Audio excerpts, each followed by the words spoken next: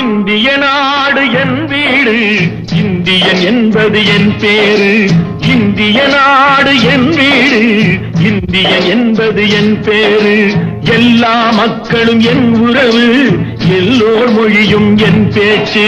திசை தொடும் துருக்கரு என் தோழே.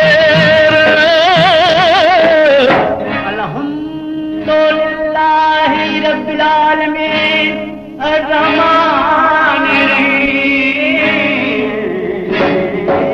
திசை தொடு துருக்கரு என் தோழர், தேவன் இயேசுவும் என் கடவுள்.